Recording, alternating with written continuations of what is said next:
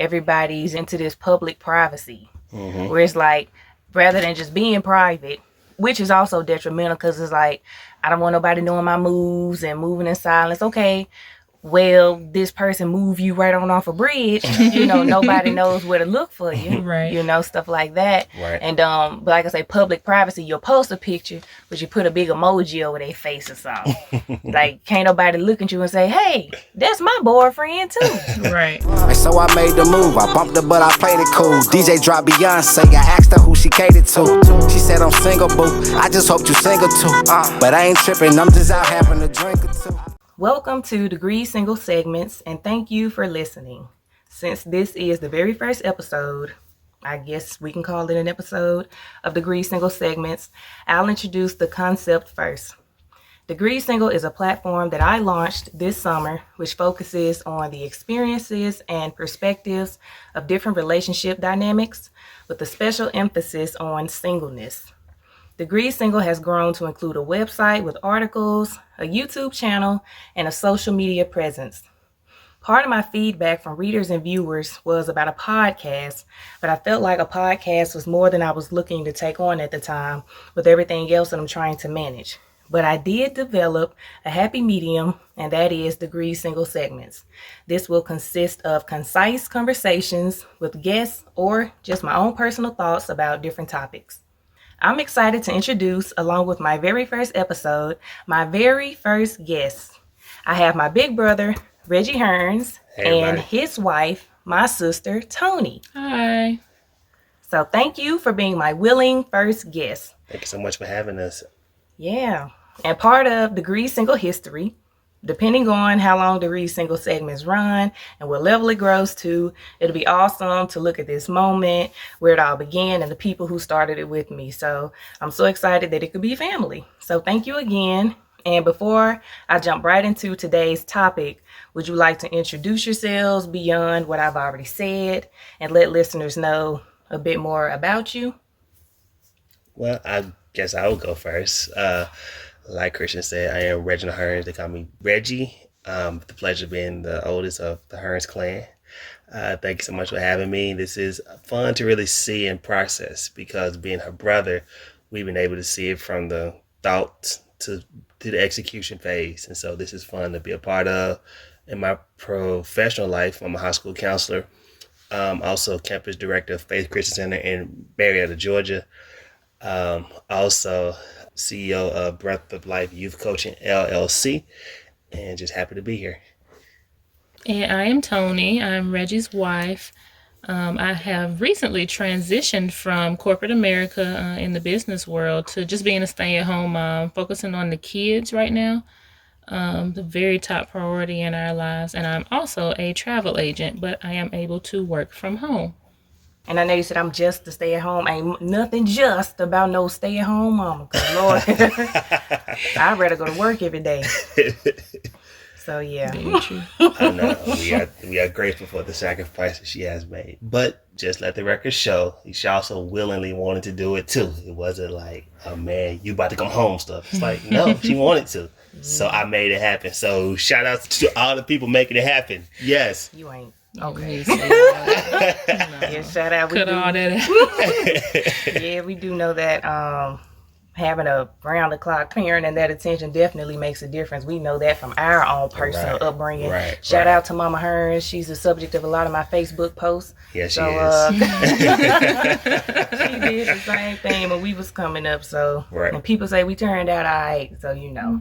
I still question some of you all, but yeah. It's not about you right now. We're not questioning your flaws. But yeah. Okay, so you all know that we just returned from a wonderful Thanksgiving week in Florida. Thank you again for allowing our family to benefit from your love of traveling and perks of you being avid travelers, and you, Toni, for being a travel agent and always putting together fun experiences for us. Always. Yeah, so during our drive to Florida, I mentioned to you guys that I listened to an episode of the new Michelle Obama podcast on Spotify. The episode I listened to featured Conan O'Brien, Did I say that right? Conan. Conan. Yeah, when we was talking about it the other day, we said it different. Conan. But Conan, and he and our forever first lady discussed the challenges and joys of marriage. And I thought the episode was so amazing and enlightening. And I just liked how they made the content useful for married and unmarried people. Okay. And it wasn't meant to push marriage on anyone or deter them from marriage. The conversation simply made you aware of things that can be expected from marriage and advice on how to overcome should you decide that marriage is the path for you. And a couple of things stood out to me in the podcast, and naturally I wanted to discuss it. Okay. And who better to discuss it with than a couple that I have the privilege of knowing and being able to observe rather closely to some extent. But I also love the fact that you are young, still in tune with our generation, but you have some years invested in the marriage game. So can you tell us how long you've been married and how old you both were when you got married? If y'all don't mind. Some people think about the age. If you don't mind sharing your age. We got married at 22. Oh, we got to my 22nd birthday. Yeah. Yep. And we have been married for 9 years now. We'll be celebrating our 10-year anniversary next year, and we are very excited. Yay, all right. 22. My goodness. 22. Oof. What was I doing at 22? Most of us is like, oh, let's graduate college and think about a job. And it's like, hey, let's get married and spend the rest of my life with somebody else. Right. And, yeah, like 22 is still not as young as some people do it. But it's like, But for our generation, I think it is. Because, like, of course, our grandparents and great-grandparents, they got married at 16. Like, yeah, whatever. But early 20s, ugh. And at the time, it didn't feel young. But looking back on it now, we realize how young we actually were. Even looking at pictures of ourselves, man, we look like babies. yeah, especially having babies now. But also, like, talking to people that are in that age range. And it's like how, for lack of better terms, like how uncertain people are about what's going on in life. I'm like, remember, I was your age. I was married. like 22, you barely know what to do with yourself, let alone what to do with somebody else. And like the responsibility. And then you being a husband, like the covering they talk about and stuff. Of course, Toni is still this, autonomous person, and you both contribute to the marriage, but you're supposedly like the head and the covering. So it's like you're essentially, you take on some form of responsibility for a whole nother person. It's like, what you know? 22 to be responsible for somebody, but y'all did it, and 9 years later, so y'all have kind of made it past the statistical failure range of marriage at that young as well. So that's like kudos, and like y'all finna reach 10 years. Y'all got some people that wait that are much more established or older and mature can't even make it that long. I agree. I agree. And but y'all are here like 9 years later, and again, still ridiculous. 9 years. Wow. That's crazy. So, and being as young as you were when you decided to get married, how did you know that marriage was the logical next step for you both?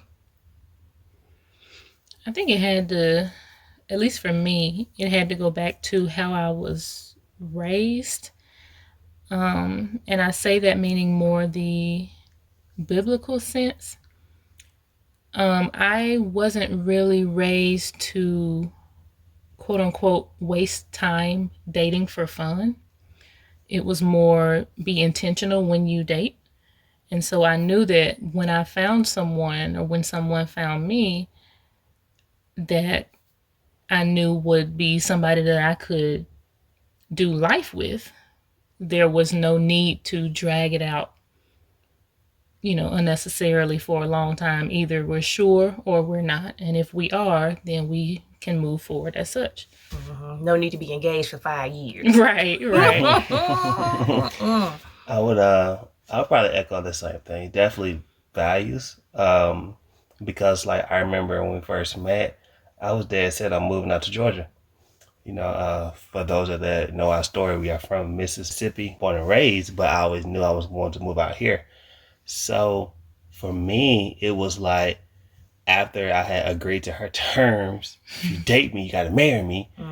Mind you, this was pretty early on. It's like, I think we had maybe 3 conversations, and we both kind of knew we wanted to take that next step. She pretty much hit me. So I had to make that decision quickly, and to see what was going to happen with her. And I remember telling a friend of mine, hey, I have two choices I can make. I can see what's on the other side, because this is kind of early, or I can see where this goes. So I'm still seeing where this goes, and 9 years into the marriage, and so I just knew I was coming here, and for me to bring her here, should she accept the offer, I knew I had to marry her. That was, to me, the only logical way to do that, the right way.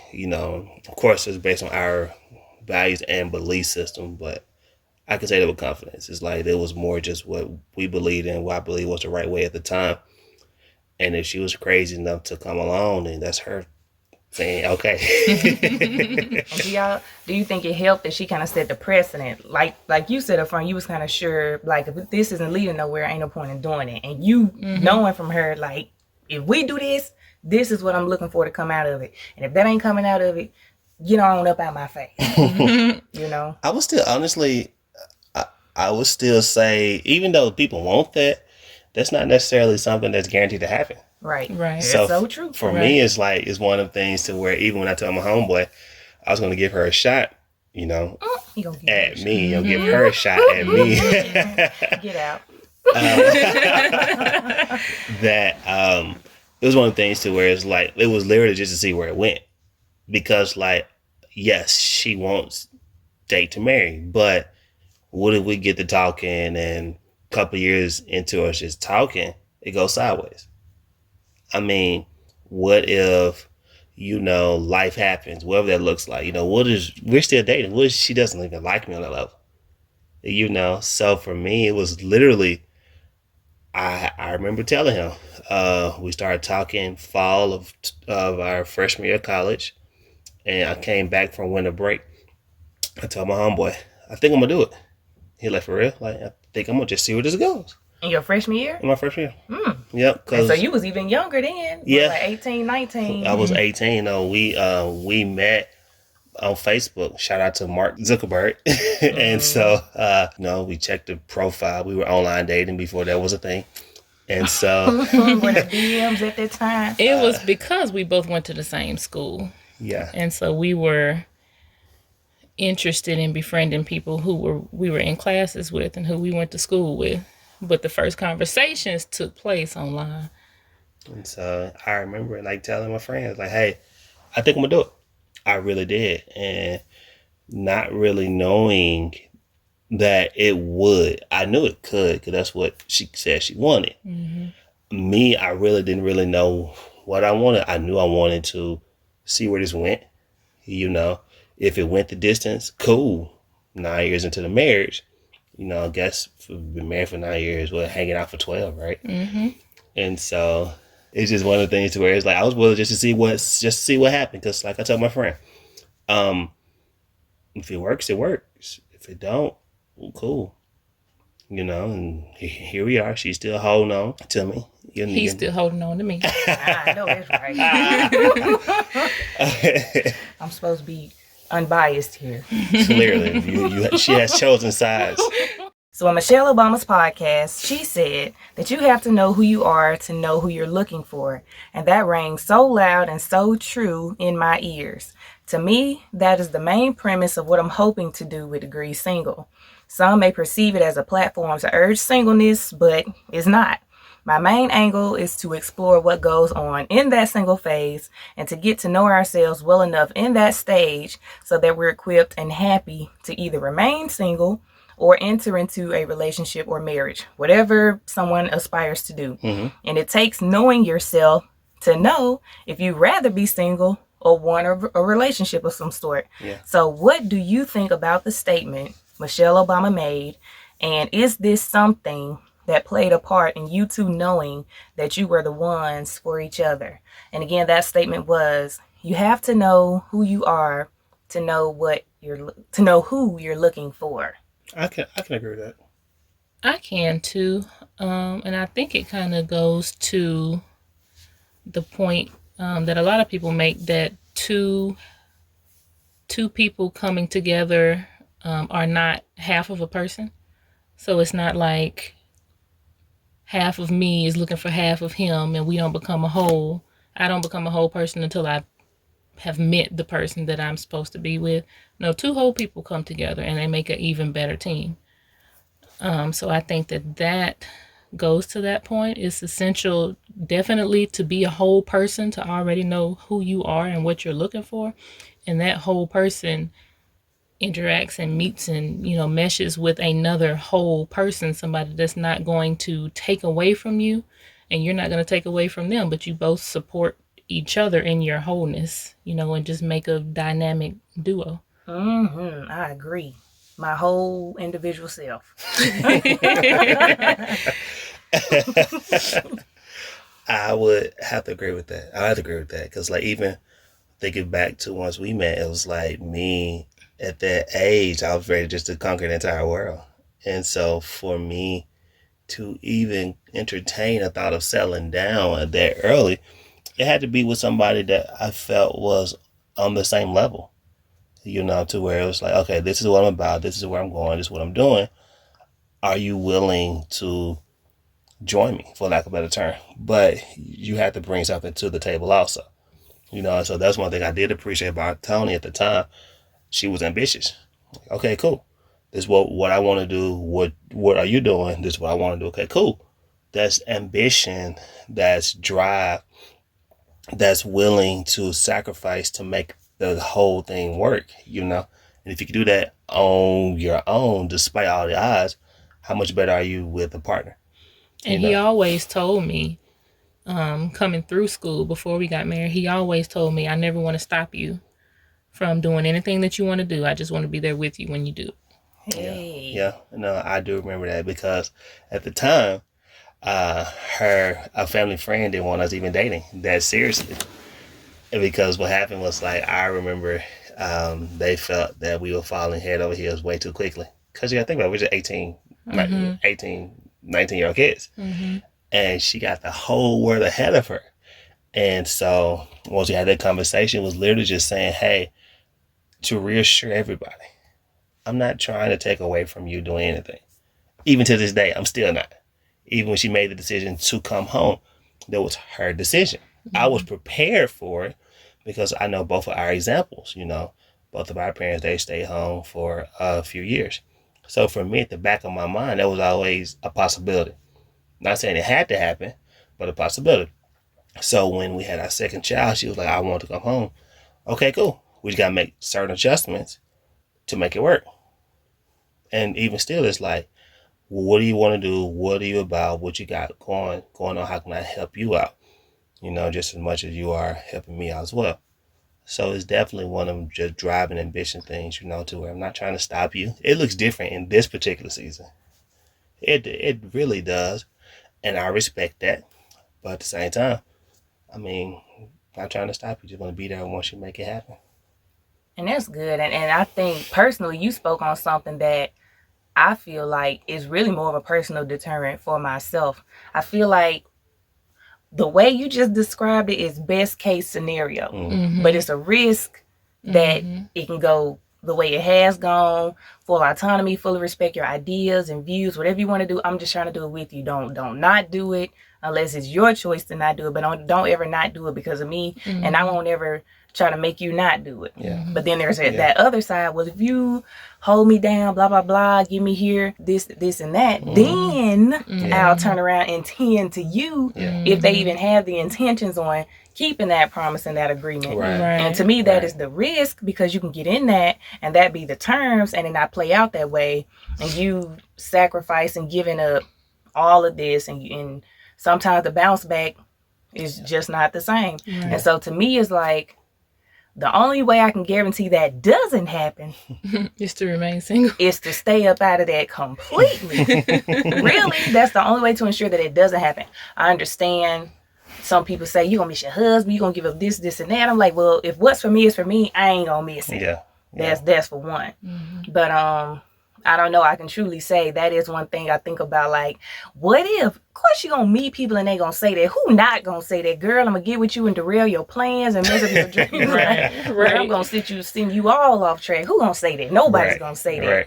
And people will say it should be signs and red flags, but some people are just really good. They're the representative they send while y'all dating before you meet the person you actually truly then committed yourself to for the long term can be so good and so convincing. And then the veil is up, literally. You standing at the altar, the veil is up, and the whole jig is up at that time. It's like, dang, this is a legally binding thing, and the wool was really pulled over my eyes, and it's nothing like you said it was going to be. Yeah. It's very true. And so to me, I'd be like, I don't know if I got time for those kind of risks where I'm at right now. Yeah. So that's been like the personal, I guess. And I can respect that point of view, particularly if you feel like you got to do it in isolation. I think that one advantage that we had was that she was local to our college. So clearly we met back in college. She was local. So even though I was dating her, I got to know her family, her entire family. And they in turn got to know him. And so like it was one of them, and I even met the family through her friend.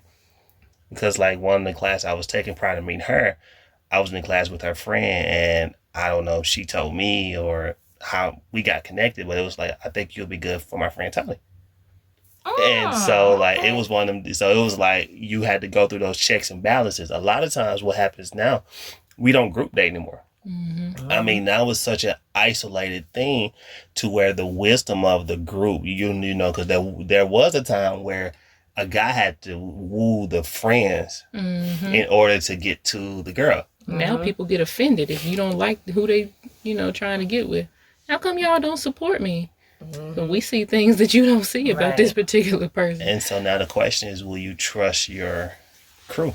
Yeah. You know, I think that way too many times what happens is we are the individual judge, jury, and the executioner of the situation. But if you trust the people that you came in with, because we're talking about a friend from her high school, you know, so she had to trust that friend. For at that time, that, okay, cool, you co-sign on this dude. I don't know if she even told you prior to that. She didn't. You actually told me. Right. So it was like she co-signed it, but then I had to go through meeting the family, dad, mom's sisters, and the whole shebang. But she also met my people too. It's like, you know, like met all of my homeboys, and then eventually over time she met you all. But, and I did my research. I asked my guys, I'm like, oh, okay, if I do this, what do you think? And he told me, she is light-skinned with long hair. She is good in my books. I'm like, oh, that's a great measuring stick. Very shallow statement. Look, I'm going to ask you off the camera who that friend is. I'm going to go find him and beat him. But yeah, so it was like, I just think that it goes back to not doing the isolation. I think I had this conversation, this conversation earlier today in the counseling. Brother, he's actually older than I am. He was like, yeah, man, I'm just tired of falling in certain areas. You know, he believes up in no fornication or no adultery, however you want to word it. So he was calling me, how can I stop falling in this area? I was like, dude, a lot of the problems, a lot of times we fall is because we think we have rights as grown-ups. And so we stop dating like a teenager. What does that mean? Oh, I'm grown. I don't have to be around other people. I don't have to do this. So what you do, you don't set boundaries and you don't set limitations. And so you put yourself in a situation where you're isolated. And as a result, you tend to fall in a situation where you really don't have to, because you will do certain stuff in isolation that you won't do in front of other people. You know, it's one of the things to where I think that we, as we get older, we feel that we have to conduct ourselves a certain way. And even if it's more in a way that exposes you, because now you're trying to make decisions on your own because you don't want other people telling you stuff you may not want to hear. But you know ultimately that they love you. You know, so I just think it's very critical that you allow your inner circle, the people that has brought you to this moment, to vet people. That's kind of old fashioned, and I get that, but it worked for us. You know, it worked for us to where it was like, okay, this is what we got now. People, you were talking about masks and wolves and sheep's clothing. You can fool one or two people, but the entire crew, if we all get it wrong, let's chalk this one up to the game. Yeah. Yeah. You fool my grandma both my granddads, you fooled my parents, you fooled my auntie. Like, dang, you had us all fooled. Like, we all. Somebody should have said something's not right about that person.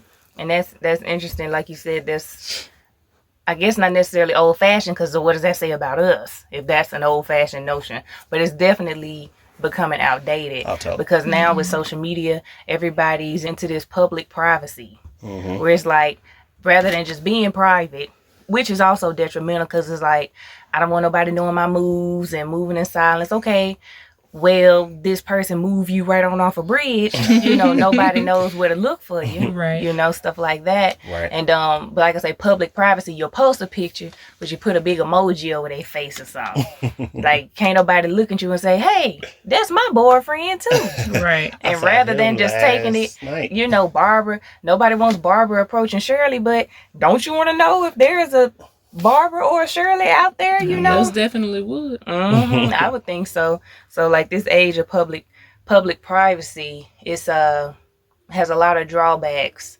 to it. I would say more than it's beneficial. I understand keeping people out of your relationship so it can thrive, but not everybody. I think it's different. Okay. Boundaries are good in certain areas. Let's say that Reggie and I were to have a disagreement. I don't need to go tell Reggie's mom and Reggie's sister and Reggie's brother. I don't need to go tell my mom and my sister and my brother me and Reggie had a disagreement. Oh, yeah. Because once me and Reggie have made up and moved on, everybody else is going to remember me and Reggie had a disagreement. Reggie was in the wrong, and now all they know, Reggie hurt Tony's feelings. Tony hurt Reggie's feelings. I guess my question to you will be, at what point did that switch? Because, like, not saying that you did this, but like, let's say going from first meeting to starting to hang out some to now we're married 9 years in. When did that shift, or does it shift? I think once your character has been established amongst everyone, the trust between the two of us grows stronger, to the point where we don't need to let everybody into the more intimate discussions and conversations and disagreements and things that we may have. Character and whether or not somebody's being honest, or cheating on you is different to me than this man never washes the dishes. We fight every single night about him never washing the dishes. And I just feel like he doesn't respect me because he doesn't wash the dishes when I clean the house all week long. That's different, because now everybody's going to come in the house saying, well, Reggie don't never wash the dishes. He nasty. So that's, I think it's different. Character is important. And I think it's important that you have your tribe agree with you, on someone's character that you're trying to bond yourself with for life. That's different from letting them into petty arguments and things that y'all are going to move on from, and everybody else is going to remember and hold over their heads. And then it'll be a stumbling block for y'all, because now my family doesn't like you and your family doesn't like me over something that we don't even remember. That is so true. And That's I'm different. so glad you brought up them washing dishes, because that is why I am a devout advocate for paper plates. That was the perfect segue. You ain't washing no dishes. You don't demand no real plate unless it's a courtesy. It is a privilege. That's why I'm all for them paper plates. You ain't got to wash nothing. Just throw it all in the garbage. Are you sure that this segment isn't sponsored by Hefty Dixie, somebody, Great Value, somebody. Y'all go out there and get your paper plates after Thanksgiving. You should have learned your lesson. We sure should learn our lesson. Actually, I think I did learn a couple lessons. Yes, real plates galore. Just eyes full of tears, sink full of dishwater. Just sad. And I want to mention how cool it is, I guess, that we're sitting here on our parents' 33-year anniversary. Shout out to the Hearns parents. Yep, 33 years. 33 years. And so we're sitting here having this conversation. And you and I, Reggie, you know, we're their oldest children. Mm-hmm. You being the oldest boy and me being the oldest girl. Mm-hmm. And you struck out and found a wife and started a family according to a timeline that was seen relatively normal and according to expectations, I believe. Okay. And here I am just trying to be auntie of the year. And Proud of it too. yeah, I'm auntie of the year. And I think the natural order of things in people's mind was that I'd be next in line after you and Toni got married. Mm-hmm. Right? Okay. And of course, we know that wasn't the case. Right. Right. And I think it creates a different type of pressure for me. Okay.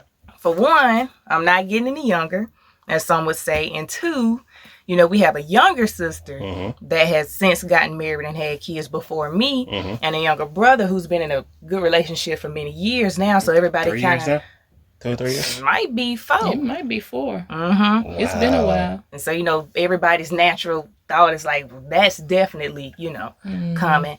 Destiny, if you listen to this, just close your ears up and be surprised. And so there's not as much pressure on the youngest because she's, you know, she the baby and we ain't even trying to look at her like that. And then the fact that she's grown and a potential mate and wife really just reminds us, Reggie, of how old you are. You know?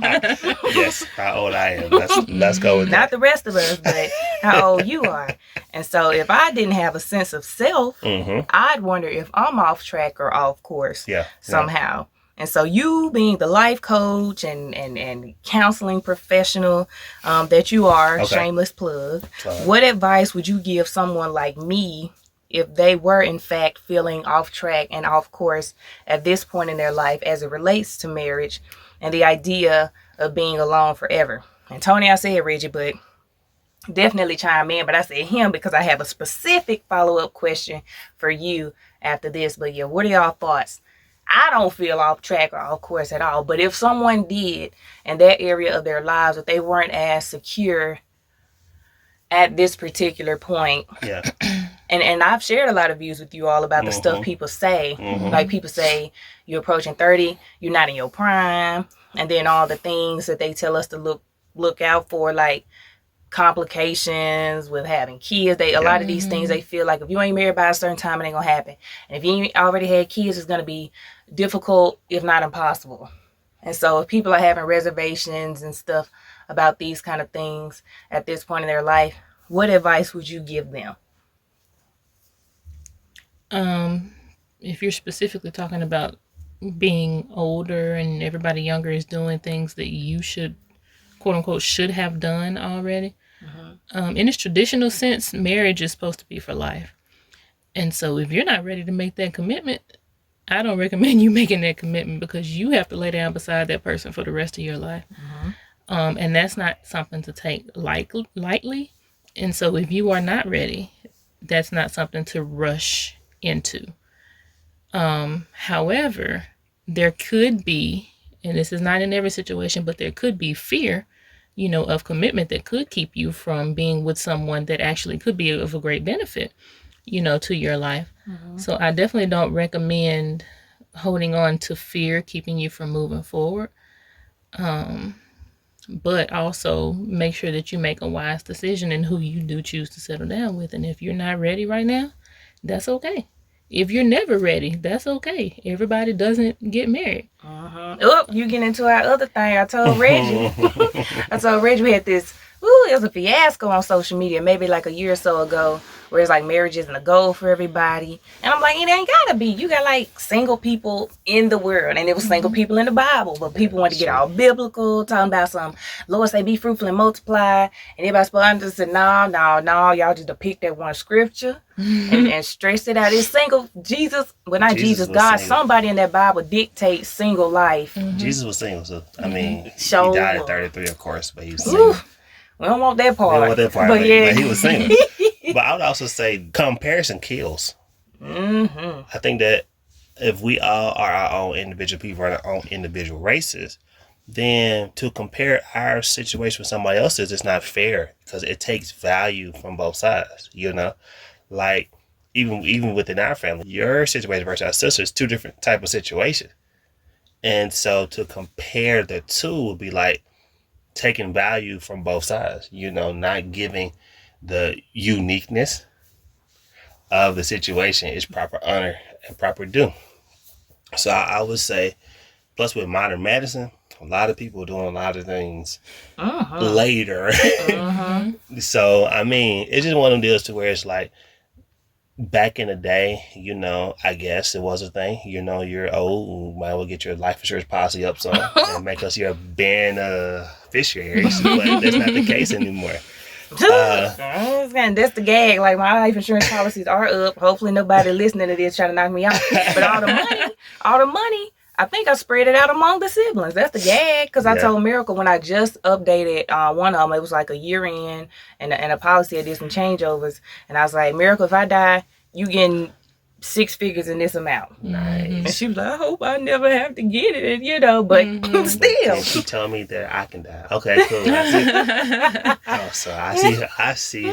But anyway. So if something happened to me, y'all go ask Miracle for something. But she got most of it. That's funny. Yes, comparison kills. I think that a lot of times, it's like Jeremiah 29:11, I know thoughts and plans I have for you. And so if God has a plan for you, then the way that looks, as long as you are in line with that plan, it's going to be okay. Yeah. It's going to be okay. I mean, it really, really is. And so it's different, and my kids are extremely young, but I mean, I'm sure that as parents, it's like, okay, will it happen? Will it happen? Will it happen? But very successful people got married later, and they're enjoying their marriage to the full. I think by even Tony's aunt, they got married a little bit later, but that's okay. And even going back to what both of you have referenced, actually, in the Bible does say be fruitful and multiply. That doesn't always have to apply to just children. Right. Just, reproducing kids. I know the thoughts and plans I have for you. Yes, specifically you. But also, the Bible also says it's good for a man to not to marry. It's good for a man to be alone. Although a man who finds a wife finds a good thing, it is good for a man to be alone because that actually allows him more time to focus on God. Amen. What the Bible say about women being alone then? They ain't say nothing about us, huh? Well, it means in this general sense. It's good for somebody to remain single because it allows you more time to focus on your relationship with God and your purpose and what he has for you in your life. However, it is also good to marry. And so if you so desire to marry, if you desire that type of relationship, the physical, the emotional relationship, if you desire the kids, then get married. Right. So it's not exclusive to say everybody should get married, everybody should be fruitful and multiply with children. You should also be fruitful and multiply sons and daughters of God. And good works. And good works. Reading by a single guy, actually. Paul wrote that. But to Christian's point, what the guy said about women, the Bible is written in Greek. The New Testament is in Greek. The Old Testament is in Hebrew. And so with that being said, the words come out differently. So whenever there's a group of people, it can be all women. One male, they're going to use the masculine term. But they're talking about both sexes within these words. So with man, you can either say mankind or someone or people or a person. So it's almost like God is still saying the same thing. It's good for a man or a woman to be single. But honestly, in context, if a person burning with lust, meaning that you can't keep it closed, then go get married. That's literally what the text says. And so it's almost easy to infer. I like to actually joke about this. The only reason the Bible says to get married is to have sex. Ooh. No, I think that's real because I think some people got married just to have sex. I ain't lying. And that's what. And once they get out the way, did. it's like, what? Oh Lord! Did you remember the episode of Fresh Prince? He had his homeboy to marry about. So that's what the Fresh Prince did, not Will Smith. I'm sorry. True enough. I'm sorry. That was the episode of Fresh Prince did. But yeah, so yeah, no, the Bible, God wants our full attention. He really does want your full attention. And he wants you to be healthy and whole in him first and foremost. Because even inside the marriage, I mean, Toni has to have her relationship with God. I have to have mine too. And the overflow makes us tolerate each other well. I have friends. Reggie has friends. It's not just us staring at each other all the time. You know, in isolation, you know, Right. we still not isolated, you know. Right. And if y'all can't tell by now, Reggie is a preacher. So and Toni is a preacher's wife. So they does this. That's why they was able to go all in depth. I'm gonna edit some organs into the background. Certain part, some little speaking in tongues with all that good stuff. So they'll know like a word has just come forth in the midst of this. So no, that's good and that's all true. And you know, I want to do something additional specifically on that. So we gonna bring Reggie back with his pastor, preacher, whatever he is hat on, man of God hat, and we gonna dive into that thing. Cause you ain't gonna sit here and tell me Tell her. that the Bible said I got to be cooking for somebody's son on Real Place for the rest of my life. It just don't say that. And to clarify, I didn't mean, I think I phrased it wrong when I said it's good for a man to be alone. Because I know it says it's not good for a man to be alone. I didn't mean alone in isolation. I just meant unmarried. You know, it's fine to be single. There is value and glory in both Totally. distinctions. Once again, Jesus was single. Paul was single. I mean, the guy that wrote half the New Testament, single. Think about it. So what you're saying is, if I stay single, I can write better. So, man, y'all get out my DMs. Get out of my business. Leave me alone. I'm trying to write. She's trying to write. I ain't got time for y'all shenanigans. So, Toni, if you were in my shoes, not married to my brother, and not the mother of my wonderful nieces and nephew, what would you tell yourself before getting married? Had you ever considered not being married? I don't think I ever considered that, actually. I think that was something that I always wanted. I knew I wanted kids. I definitely knew I wanted to be married. I knew that I did not want to be alone. I think that's an even better way to phrase it. I knew I did not want to be alone. Not because I had a problem with feeling lonely, but I just prefer company. So why would I think I would have stayed at home for an extended time as opposed to moving out and getting my own place and having my own stuff. You know, I still would have got a job, sure. But it's comforting having somebody with you for me. So I don't think I ever considered not getting married. What was the first part of the question? If you ain't her shoes. Yeah, if you was in my shoes, what would you tell yourself at whatever point in life, I guess, depending on what your expectations or reservations might be at that point in time? Reggie and I met in college. We were both the same age. We both had nothing, equal grounds. And I think if I were in your position where you are in life right now, I would just expect at least what I have to offer. Where am I at this point? You know, how old am I? What have I done? Can somebody who I am wanting to entertain say the same? You know, are they driven? Have they done something with their time? Are we, are we at similar levels? I do not have to accept less than what I am. It is okay to have standards, and I don't have to. It's also I don't have to have more than what I am. You know, I don't necessarily have to have more than what I am. What I bring to the table, I'm willing to accept somebody who brings the same thing to the table. You know, I'm not one of the ones that says my husband has to be, you know, a millionaire, have XYZ, ABC, you know, all of this extra stuff. And I'm not on that level at all. And then that's when you get into like people kind of fear like men and people that are in like, I guess, higher levels in some aspects, fear like being taken advantage of and stuff like that. So I think what you said is great, especially coming with no less. Like even if my toolbox ain't got a whole lot in it, whatever my toolbox got in it, yours need to come with that same amount. Even if it ain't a lot, and we can respect that. And nobody coming with this. We can have different tools. But if I have 10 tools, if I got 10 different types of screwdrivers, do you have 10 different types of wrenches? That's right. Don't come in here with this Build-A-Man, Build-A-Bear stuff. You know, what I got, you got it. Me ain't got it. Come back when you get it. Don't come in with that. Hold me down. No, you holding me up. Get out of here. Reggie and I, we were on the same level. I supported him in striving for his dreams. He supported me in striving for mine. And we still support each other now to this day. But you're in a different position than we were. You're 10 years older than we were when we met. And so in that 10 years, you've done a lot. You've seen a lot. You've experienced a lot. So I would expect somebody to have something, akin to what I have. More, you don't need to have more. If you do, that's cool. But can you at least, can we bring some playing cards to the table? That's right. That's right. Okay. Y'all sat up in here and preached on today.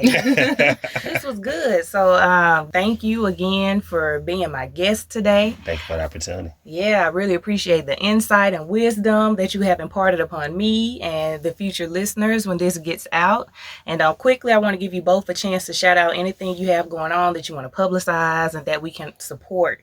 Y'all got some websites, some social media handles y'all need to share. Under different circumstances, I think I would plug the my travel business. However, because of COVID and increasing restrictions and everything going on right now, stuff is still being canceled. So right now, I would say, look for me in the future.